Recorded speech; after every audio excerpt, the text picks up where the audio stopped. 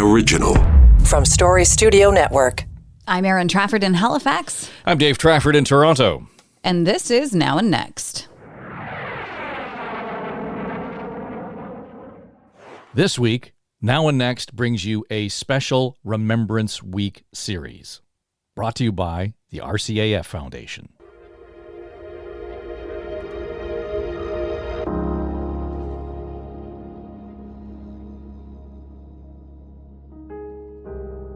As we approach Remembrance Day, November 11th, here in Canada, we're called upon to acknowledge and honor the years of service our veterans have afforded this country and the sacrifices they made, often with their lives. But it's also an opportunity to celebrate the rich history of this country that has informed and shaped our culture, our national identity, and our place in the world. I'm Dave Trafford. I'm Erin Trafford. In this limited podcast series, we endeavor to explore some of the stories that are uniquely rooted in the history of the Royal Canadian Air Force and Canadian aviation. Welcome to Pathway to the Stars.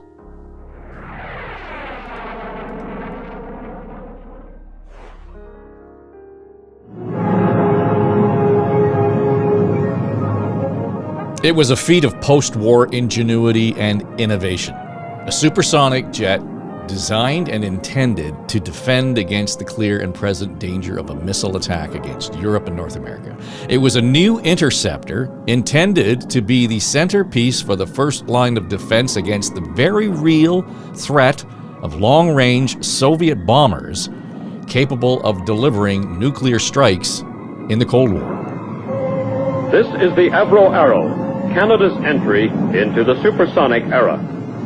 Within the short span of 4 years, the Arrow was brought from initial design to the start of the development flight program. So vast was this project that during the next 20 minutes, we can do no more than give a series of impressions of the planning and hard work that was required. The full design study for the Arrow got the go-ahead in 1953. The Arrow 1, Canada's first supersonic fighter plane, is ready to fly after 5 years of work and planning by 5,000 people at Avro of Canada near Toronto. The Arrow led the CBC News as it progressed to its first flight 5 years later. A new weapon of defense has been added to the arsenal of the Western world. The design and the development of the Avro Arrow was beyond impressive. But it was all part of Canada's place in ensuring the security in Europe, in Canada, and in the United States. The commitment that Canada made, the Canadian military made to the security of Europe was huge. I spoke to Erin Gregory. She's the curator of the Canada Aviation and Space Museum in Ottawa. And the commitment that Canada made to the security of North America was also huge, especially in that early part of the Cold War. The Soviet nuclear threat was real. Let us face, without panic, the reality of our times. The fact that atom bombs may someday be dropped on our cities. And let us prepare for survival, understanding the weapon that threatens us. The Canadian government's answer was to make huge investments in the RCAF. In terms of the amount of money that was thrown at the Air Force, like the 1950s were really their heyday. They got more money than any of the other services at that time because of this threat. If you live in an apartment house, rules for taking shelter will be posted in your building. Learn them. Also, learn the location of public shelters in areas where you work or frequently visit. That threat is very, very real.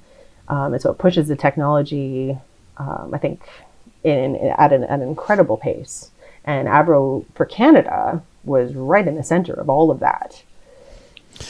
So, I mean, the politics around all the decisions to scrap the program, it seems odd to me based on that level of urgency, the imminent, clear and present danger that we faced in the Cold War in the 50s.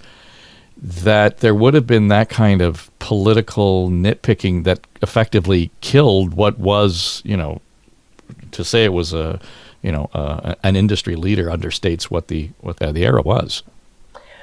Well, I think a lot of people really don't like to believe that so much of it comes down to money, but in a lot of cases, it really comes down to money. And this was not just a Diefenbaker thing.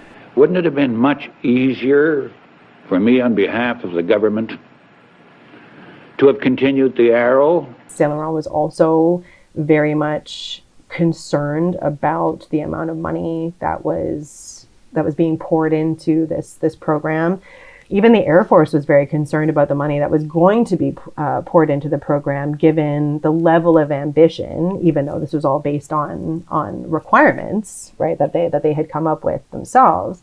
The Arrow was, a new airframe, a new engine, a new weapon system, the height of technology for all of these things. Like, this is an incredibly ambitious program for a country of our size, right? So the amount of money that's getting into it is huge. The post-war boom is starting to drop off. And one of the biggest things that happened, unfortunately, to the Arrow is Sputnik. Right, so on the very day, October 4th, 1957, that the first Arrow was rolled out to enormous fanfare. On the afternoon of October 4th, 1957, crowds began to assemble in front of an Avro aircraft hangar at Malton, Ontario. People are totally freaked out by this beep, beep, beep, beep, beep of Sputnik in the air. So now nobody has any idea what war is going to look like. CBS Television presents a special report on Sputnik 1, the Soviet space satellite. Douglas Edwards reporting. Until 2 days ago, that sound had never been heard on this earth. Suddenly, it has become as much a part of 20th century life as the whir of your vacuum cleaner.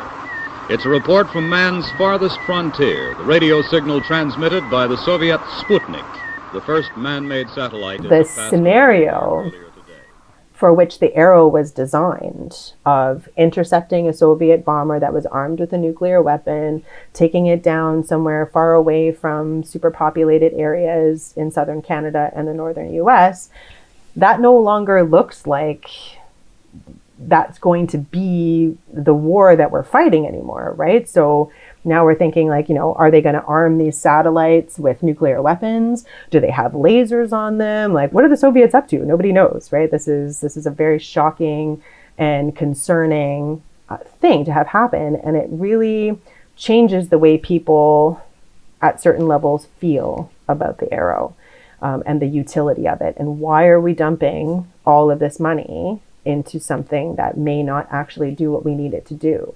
The other thing is missiles.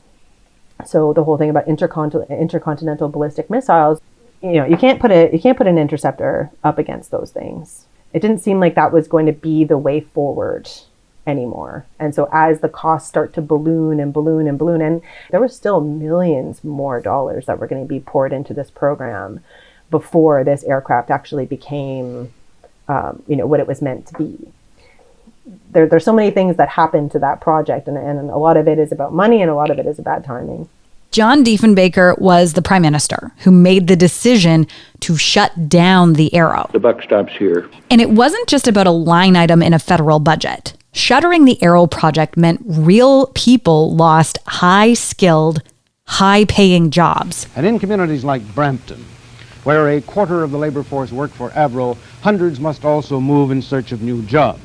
I knew that 10,000 men and women would be out of work, ultimately, by this decision. I knew that a great industry that had been established would be weakened, but it was right to end it. A young CBC reporter named Morley Safer pulled the assignment on Black Friday. That was February the 20th, 1959, to cover the closure and the effects on the small town of Brampton, Ontario. And here the human factor enters the picture. News magazine editor Morley Safer reports. Brampton is probably typical of scores of other Canadian towns. Population 14,500. Main Street on Saturday afternoon. The usual busy hustle and bustle of shopping day. Only this Saturday, less business. Small talk and gossip cover a single topic today, the end of the Arrow.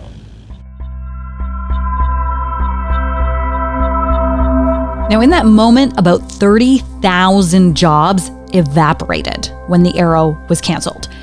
That includes those working on production and those employed in the supply chain. But you'd think the innovation and technology would have survived that, right? Not the case.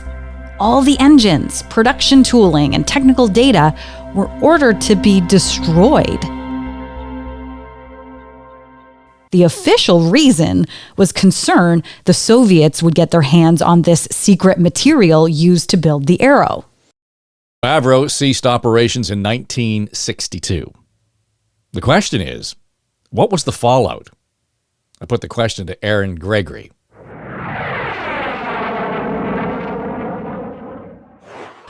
What was lost when we shut that down? Well, the obvious things are what happened in the aftermath. So Avro doesn't survive much longer than Black Friday. So they have a few contracts, particularly in the secret projects division, that enable the company to survive until about 1962. And then, they have to kind of shut their doors and shut down. So what happens is you have hundreds of incredible minds, particularly on the engineering side, in the aerospace industry that are now looking for jobs. And unfortunately, with the state of the aerospace industry in Canada, particularly at the time, not all of those people could find viable careers in aerospace in Canada. And so that forces them to look elsewhere. So some of these people, were expats from the UK. Many of them returned to jobs in aerospace in the UK. And a lot of them brought all that experience from Avro with them to work on programs like the Concorde and a bunch of other things for British Aerospace. And then, of course, for our purposes, there were 12 very notable Canadians that really did a lot for the NASA's space program, in particularly the Apollo programs. Talking about like Owen Maynard, for example, being one of the principal designers on the lunar lander, for example, and pushing a certain type of trajectory to get to the moon and all that sort of stuff. There's a lot of just, incredibly brilliant people. And I think that's what people tend to think about the most is this, like, okay, we've got this incredible brain drain. Like, what would all these minds have done if they stayed in Canada? And that's a great question. And yes, that is a great question. And we have an answer. We'll meet a guy whose dad worked on the Arrow and then wound up in Houston.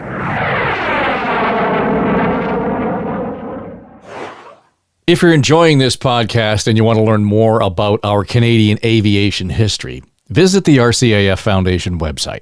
It's rcaffoundation.ca. And while you're there, well, you just might want to donate to the RCAF Foundation scholarships offered to Canada's next generation of aviation and aerospace leaders. All right, we do need to take a minor detour, though, to tell you the rest of this story. So you were doing the weekend morning show on News Talk 1010 in Toronto in the summer of 2019. Yeah.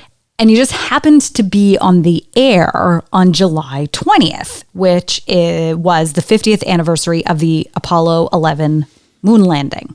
Yeah, we got our geek on that morning. It was just great history. And when I was a kid, I was fascinated by the Apollo project. I can remember vividly, Dad making the effort to make sure that we stopped on that Sunday night to see this grainy picture of, Neil Armstrong stepping on the moon. So that morning we had a great time. We were recounting and retelling the stories around the moon landing.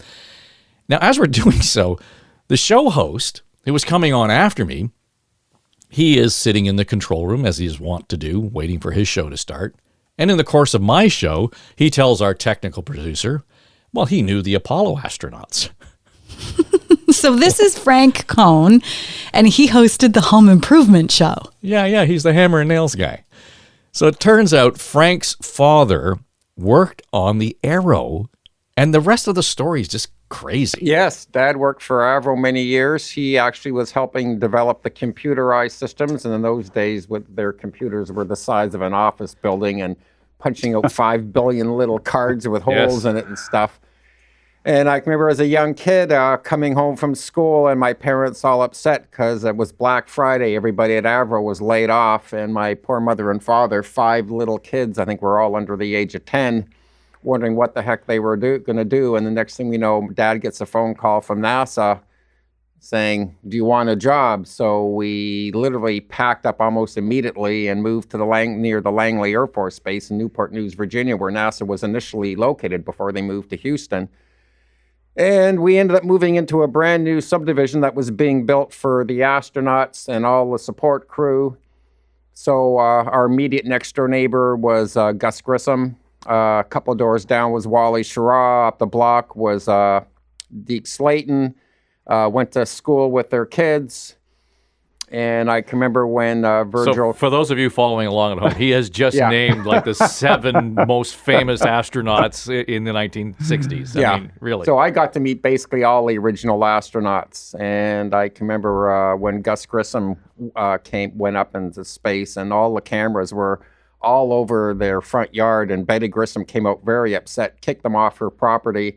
They came into our property. My mother tried to get them to get off our property. They wouldn't listen. And something that's not known is I had a little cat named Snowball who was outside and loved the TV cameras. And these cameras were monstrous because of all the cords. And we're looking out the window because Mom didn't want us going outside. Next thing you know, we see one of the cameras go smashing over. So they packed up and went to the country club across the street. Is this because of the cat? Yes. The cat at least that's what I like to think. You know, that's my story, and I'm sticking to it. The killer cat. The killer defending the turf. Yeah. And again, we were talking a little earlier about how hard it was to get to the moon, how difficult it was. It was a dangerous thing. Gus Grissom was killed. Grissom, White, and Chaffee burnt up in the capsule on the ground because of an oxygen leak in the capsule, and they had all these loose wires inside. It was extreme negligence on the part of NASA, which was proven. It didn't need to happen, and they had been warned about this. The astronauts had complained about the conditions inside the capsule, and unfortunately it took something major like that to happen. Frank's dad ends up at NASA, and among other things, this guy did the math to figure out where the space capsules would land. The fascinating thing was my dad was responsible for calculating where the capsule would land in the ocean. And they said that when he was doing it, they always had the most accuracy. And when he wasn't doing it, a little off, were they? And if it wasn't for what was going on in the States at the time, the Vietnam War, my parents were terrified because we were Canadians about us getting drafted. And the race riots in Houston, because NASA then moved everything to Houston, and Mother didn't want us being involved in all that. So then Dad, I don't know whether he really wanted to, but gave it up and came back and went to work for IBM developing their computers. I don't know if I even appreciated what was going on at the time until I got a lot older, because when you're living in it, I don't say you don't appreciate it, but it was many years later that I really said, my God, I was right there. And even today, I mean, where did 50 years go? I still find it mind-blowing to So I'm going to have to go back now and rewatch The Right Stuff and see your house when she tries to chase them off there. I think they missed it, and they missed the part about the cat. Frank lived across the street from Gus Grissom, one of the astronauts who was actually killed in an accident. And it was a regular campsite, he said, for media of the day. It was insanity. There were hundreds of people all in the street, all over her property. But Gus Grissom was an amazing gentleman. He loved to hunt, and I remember coming home one day from school, and he was butchering a huge black bear right in his driveway. Oh, dressing the bear. Just before I just want a footnote on this. I want to point out that Frank's dad was the guy who did the math to make sure they could accurately determine where the capsule was going to land when they come back from space. Frank can't run a computer. He can barely use his phone. So I don't know what was lost genetically there. Well, with all of this in the background, it is really easy to understand why folks were disappointed about the cancellation of the Arrow and the subsequent demise of Avro. There's this prevailing narrative that Canada's aerospace industry kind of just died on Black Friday. And that's simply not true. Erin Gregory says Canada has the 5th largest aerospace industry in the world, including some global leading companies. We just don't build and design our own aircraft. But we had other amazing companies like de Havilland that built incredible aircraft that were used for a variety of purposes. Canadair, which also, did a lot of great things in the aerospace industry as well, and were also very innovative and so there is definitely a sadness to the Avro and the Arrow story, but that's not the end of aviation in Canada by any stretch of the imagination.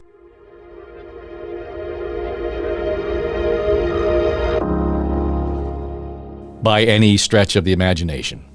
It's a great place to leave off, because it's pretty much where we started. The history of the RCAF, the history of Canadian aviation, is all about stretching the imagination.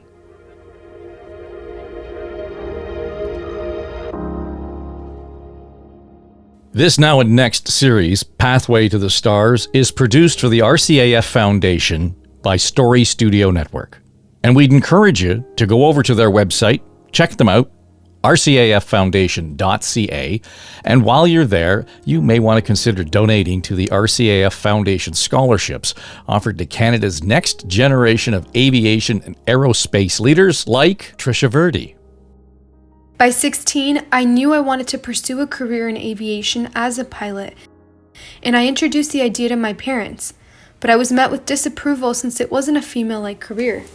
To overcome this adversity, I didn't listen. To justify my career choice, I had the opportunity to participate in events such as Brampton Flight Club's Women in Aviation Day. This not only marked my first introductory, but also my first encounter with a female pilot.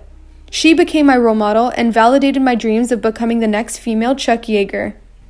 This experience encourages me to share this opportunity with other females. So, I volunteer for this annual event whenever I can, since it's a meaningful contribution to the future of the aviation community, as it encourages the ambition of aspiring young female pilots. Your money helps with those ambitions and those dreams. Again, go to rcaffoundation.ca and make a donation today. Now and Next is produced by Becky Coles. Our production manager is Jamie Nickerson. Our audio editors are Mike Trutler and Drew Garner. Our sonic logo designer is Greg McDonald. And our executive producers are me, Dave Trafford, and Erin Trafford. Thanks for listening.